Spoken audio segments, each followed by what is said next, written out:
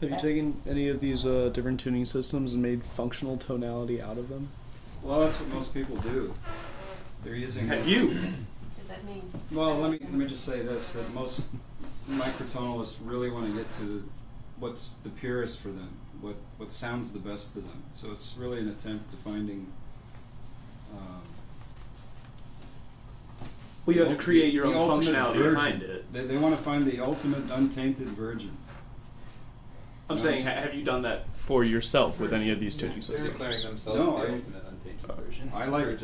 I like Have you found your own virgin? I like the What tainted does in the that mean soil. about the functionality? I don't understand what you're saying. So in like 12-tone equal temperament, we have functional tonality, which is, which ranges from the majority of just tonal music that you hear. You would call it that, but with different tuning systems, you can create a functionality behind it. And I'm wondering if Peter. Well, these were supposed to. These were supposed to be. I'm sorry.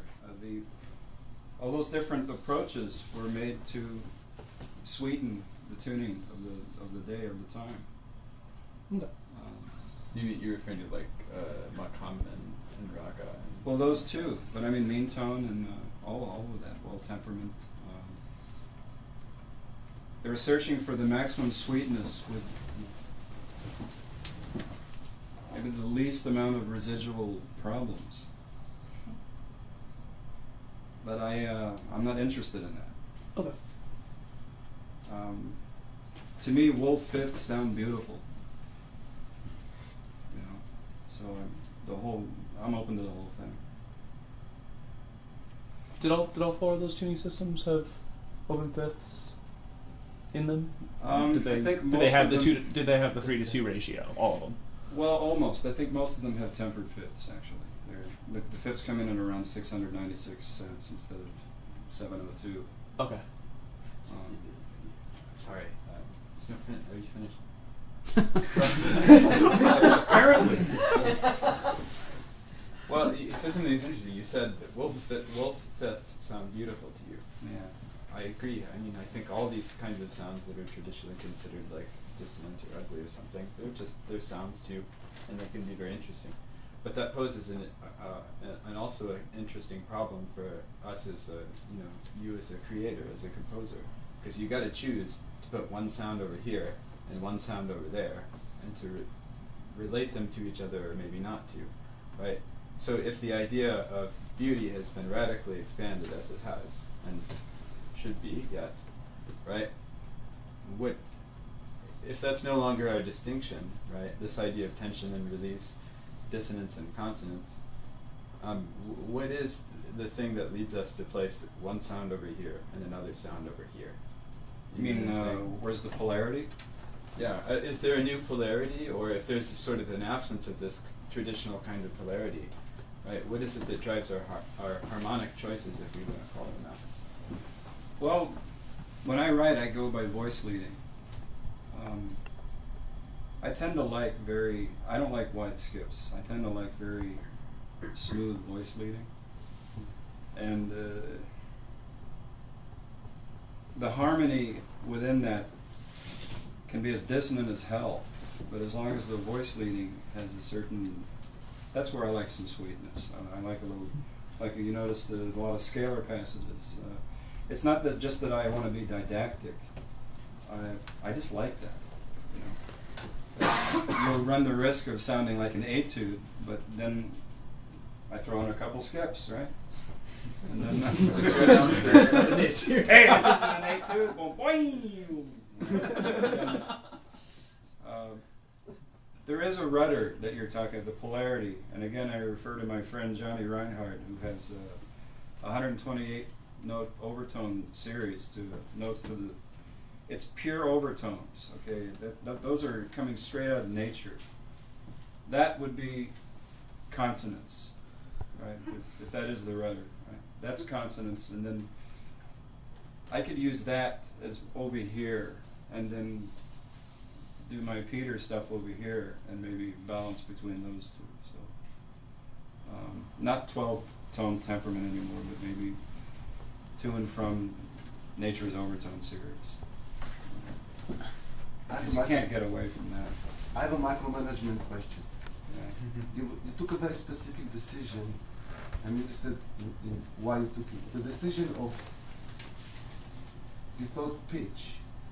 You indicated a certain pitch as in, you said you measured the pitch, and how did you calibrate it, the pitch? Just equidistant. Equidistant. Right. Yeah. You could have given him the fingering, but you didn't. Why didn't you? I'm just interested.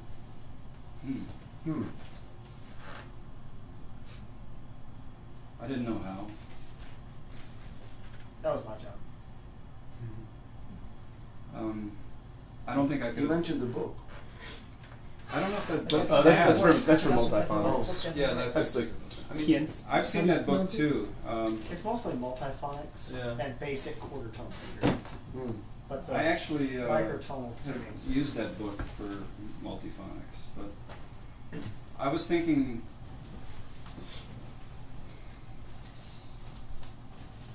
Well, I interviewed him. It's his fault. I asked him, "Can you do these tunings?" And he said yes. So I didn't specify to him what actual fingerings or. That's why I said that's. Do you have any interjection here? Why didn't you ask him as the composer to supply the fingers?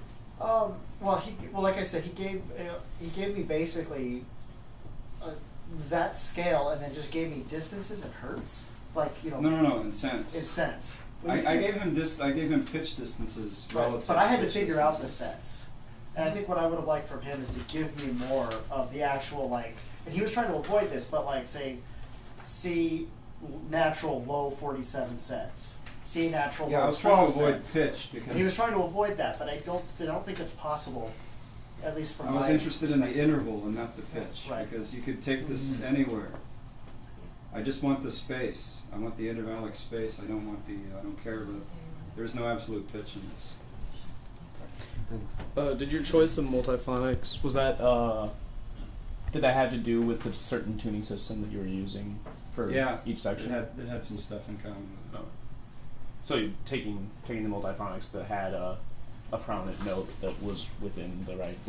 There may be a couple notes that didn't fit, but I mainly most of the multiphonics are in the 12-tet section.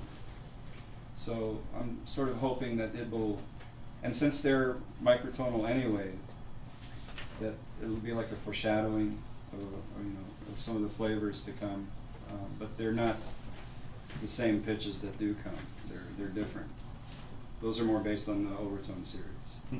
So do you see those, taking your analogy of Peter and nature, is that sort of, is that sort of, the multiphonic then has a little bit of Peter in it, but a lot more nature, and the nature is what you're hearing when you hear this multiphonic, but it's sort of. I don't understand what you're saying. Well, I think people regard multiphonics as being the result of something that happens more or less naturally when you do a certain number of things with a saxophone, for That's instance. not what I think.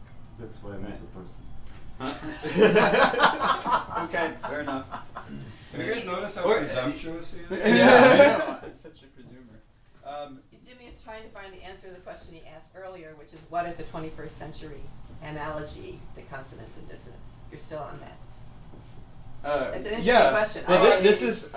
So I was taking his statement as a point of departure. Right, I understand. So, yeah, and it's really about that, but I guess it is kind of like a question of consonance and dissonance, right? I mean, multiphonic is a sort of a natural thing, or at least when I think about them, I Right, and you're trying to say that. hear the results of a physical situation, right?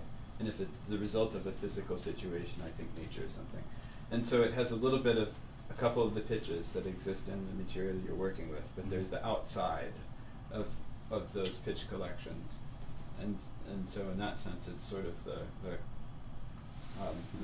contradiction that you're talking about between those two aspects. Oh yeah, there is. Yeah. I'm going to make a suggestion about the evening. We need to end at 9:30. There's some teas, iced teas, cheeses, strawberries, coffees in the other room. Would it be okay if we kind of broke down the big session and just talked with each other, or did you want to show something else? No, I played you alien music. We didn't listen to the Universe Symphony. That's okay. That's part of my research. You could My put it paper, on my while we dissertation is mostly, I wanted to cover a lot of, I went back to ancient Greece through Dark Ages Europe to Boethius to a little bit of the Middle East and into the Renaissance, from Zarlino all the way up to Werkmeister. I wanted to find out who else has been I've done this, yeah. done this, and I find that there's always been a certain competing tuning systems. The Greeks had 3 genera. Aristoxenus had his diatonic, chromatic, and harmonic, which were largely quarter tones, third tones, and the lemma, in his divisions. Those were. He differed a little bit, a lot. He was the polar opposite of Pythagoras, who was very much into ratios. Okay, so, but Xenakis also found a lot of relief or a common, a kindred spirit in Aristoxenus, because Xenakis also used third tones and quarter tones, and he saw things conceptually the same way. I was just trying to find out what had happened before, and I just wanted to be as thorough as possible. So. Will you bow for us? Wow. We need this last